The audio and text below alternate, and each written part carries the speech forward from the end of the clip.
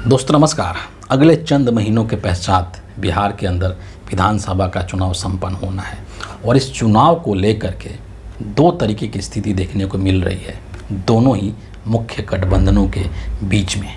एक तरफ नरेंद्र मोदी जी का एनडीए गठबंधन है जो कि एक तरीके से टूट रहा है, उसके अंदर एक ऊहापोह की स्थिति बनी हुई है। उनकी जो पार्टियां हैं एनडीए गठबंधन की, उनमें तालमेल की कमी अभी से ही देखी जा रही है। वहीं दूसरे तरफ जो इंडिया अलायंस के लोग हैं, जिसको कि बिहार में महागठबंधन कहते हैं, वो लोग एकदम एक्टिव हो चुके हैं और वहाँ पर मीटिंग्स का दौर शुरू हो चुका है। मैं आपको बता देना चाहता हूँ कि 15 अप्रैल को 14 तारीख को अंबेडकर जयंती मनाई गई थी और उसके बाद 15 अप्रैल को दिल्ली में महागठबंधन की मीटिंग हुई थी और ये बहुत ही महत्वपूर्ण मीटिंग मानी जा रही है, क्योंकि इस मीटिंग के अंदर खुद राहुल गांधी मौजूद थे। इस मीटिंग के अंदर कांग्रेस पार्टी के राष्ट्रीय अध्यक्ष मल्लिकार्जुन खड़गे साहब मौजूद थे और इस मीटिंग के अंदर जो आरजेडी के प्रमुख हैं एक तरीके से तेजस्वी यादव, ये भी मौजूद थे। आरजेडी के और भी कई सारे नेता मनोज कुमार झा वगैरह मौजूद थे। कांग्रेस पार्टी के बिहार के जो प्रभारी हैं कृष्णा अल्लावरू, वो भी वहाँ पर मौजूद थे।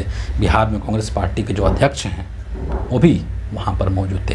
तमाम जो लोग थे वो 15 अप्रैल को दिल्ली के अंदर जब मीटिंग हुआ तो उस मीटिंग में सभी लोग मौजूद थे और वहाँ पर एक बहुत ही सकारात्मक चर्चा हुआ था और मीडिया से इंटरेक्शन के पश्चात भी तेजस्वी यादव ने बहुत सारी बातें कही थी और उसके बाद ये भी घोषणा किया गया था कि अगले 2 दिनों के पश्चात 17 अप्रैल को हमारा एक फिर से मीटिंग होगा जो कि पटना के अंदर होगा और 15 के बाद 16 गैप करके 17 अप्रैल को बिहार में पटना के अंदर आरजेडी के कार्यालय में एक बार फिर से एक मीटिंग रखा गया।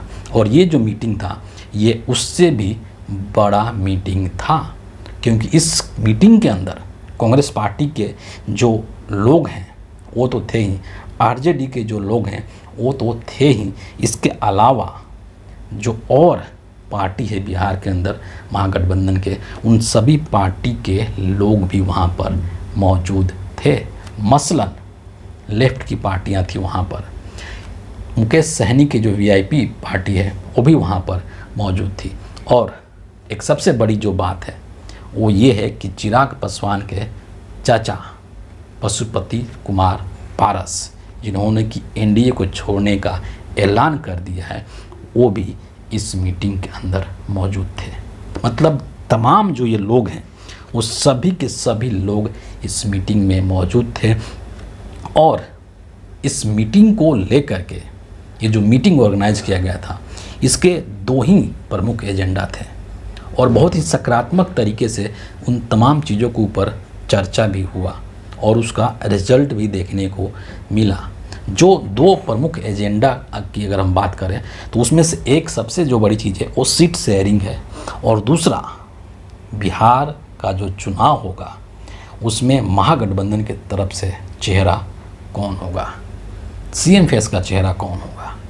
और ये दोनों में से जो सीट शेयरिंग का जो मामला है ये थोड़ा सा पेचीदा मामला ज़रूर है और इसके ऊपर संभवतः अभी अंतिम फैसला नहीं हो पाया है, क्योंकि सीट शेयरिंग को लेकर के एक फार्मूला तय किया जाएगा कि किस आधार पर सीट शेयरिंग होगा। लास्ट टाइम 2020 के अंदर जो चुनाव हुआ था उसके आधार पर वहाँ पर जो स्ट्राइक रेट था कि कौन सी पार्टी कितने सीट पर चुनाव लड़ी और कितने सीट पर उसकी जीत हुई, है ना, तो उसके आधार पर इस बार सीट बंटवारा होगा। और ये जो इस बार जो तरीका है, कांग्रेस पार्टी भी इस चीज़ के लिए कहीं ना कहीं तैयार हो चुकी है कि हमें नंबर ऑफ़ सीट्स के पीछे नहीं भागना है। नंबर ऑफ़ सीट्स इम्पॉर्टेंट नहीं है कि हमको 100 सीट पर लड़ना है, हमको 50 सीट पर लड़ना है, ये इम्पॉर्टेंट नहीं है। इम्पॉर्टेंट है जीतना। अगर आपको 10 सीट मिलता है तो आप 10 में से 8 सीट जीत करके दिखाइए।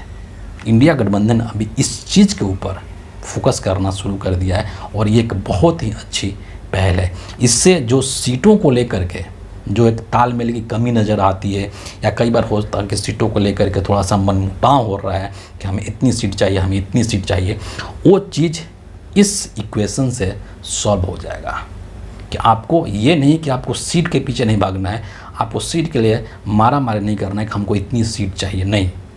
आपको जितनी सीट मिल रही है जिस फार्मूला के तहत, उतनी सीट पर, मैक्सिमम सीट पर आपको अपनी जीत सुनिश्चित करनी पड़ेगी। ये एक बहुत बड़ी एक तरीके से ये उपलब्धि मानी जाएगी इस मीटिंग की। हालांकि अंतिम जो सीटों का फैसला है कि कौन पार्टी कितने सीटों पर चुनाव लड़ेगी, इसके बारे में अभी कुछ भी नहीं कहा गया है। लेकिन फिर भी आरजेडी सबसे अधिक सीटों पर चुनाव लड़ सकती है, 125-30 सीटों पर चुनाव लड़ सकते हैं। कांग्रेस पार्टी 50-60 सीटों पर चुनाव लड़ सकती है। जो लेफ्ट की पार्टियां, उन्होंने 2020 के चुनाव में बहुत अच्छा परफॉर्मेंस किया था, तो उनको भी इस बार सीट जो हो सकता है कि अधिक मिले। मुकेश सहनी इस बार आए हैं, जो कि पिछली बार एनडीए के साथ थे, इस बार ये महागठबंधन में आए हैं, तो इनको भी सीटें दी जाएंगी।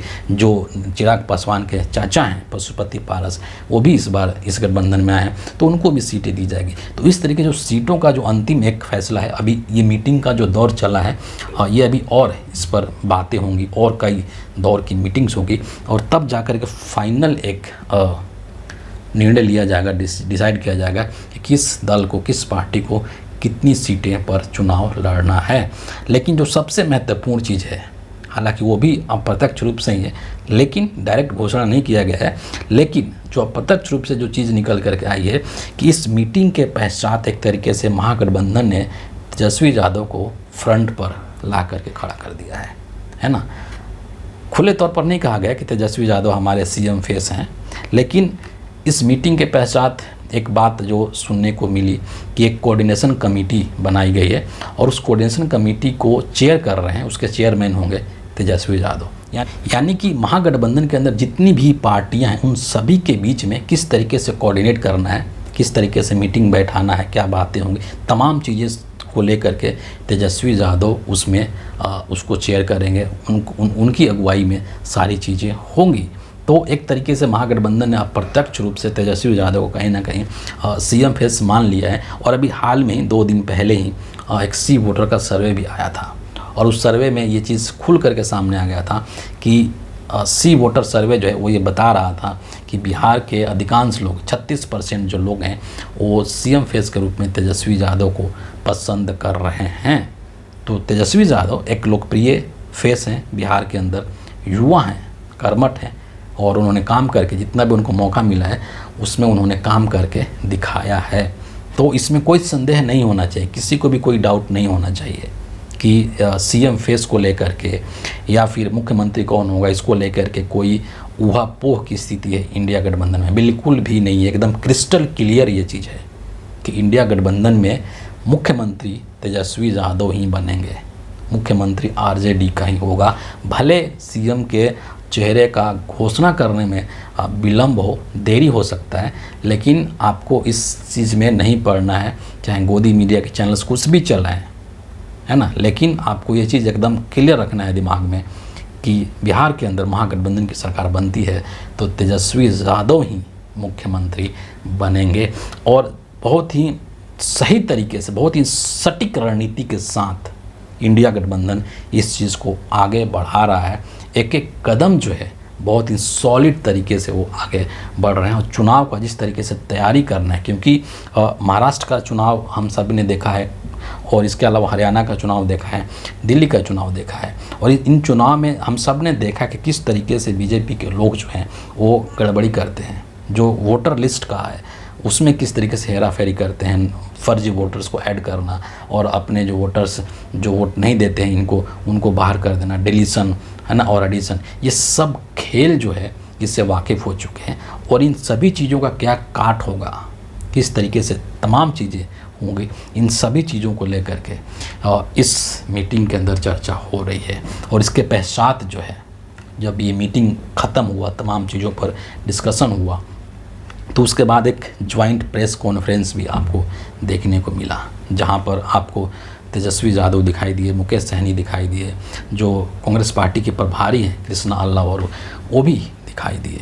तो आपको ये चीज़ पता चलता है, स्पष्ट पता चलता है कि इंडिया गठबंधन के अंदर जो बिहार में महागठबंधन है, उनमें एक बहुत ही अच्छी तालमेल है। आपस में जो उनका सहमति है, राय है, वो बहुत ही सही तरीके से चल रहा है और किसी भी तरीके का उनके मन में एक दूसरे को लेकर के कोई खींचतान नहीं है ना। एक बोलते हैं ना, कोई ईगो क्लैश नहीं है सीट को लेकर के या किसी भी चीज़ को लेकर के। और मैं गारंटी के साथ कह सकता हूँ कि कांग्रेस पार्टी का और आरजेडी का जो अलायंस है एक बहुत ही मजबूत अलायंस है, ये विचारधारा का अलायंस है ना, ये टूटने वाला नहीं है।